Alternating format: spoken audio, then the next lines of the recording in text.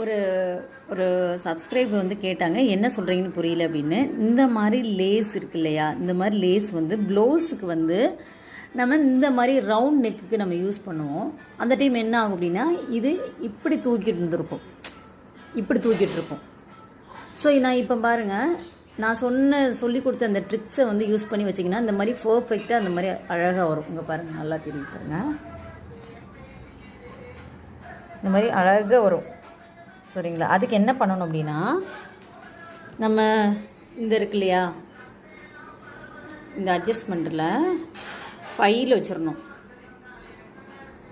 File வச்சுட்டு லாங்காக stitches விழும். அப்போ என்ன ஆகும் அப்படின்னா வந்து இது வந்து லூஸ் ஆகுங்கன்னா அந்த ரவுண்ட் நெக்கில் போய்ட்டு அழகாக உட்காந்துரும். ஸோ அதுக்கு தான் அந்த ஸ்டிச்சிங் பண்ணணும் அப்படின்னு சொல்கிறேன்.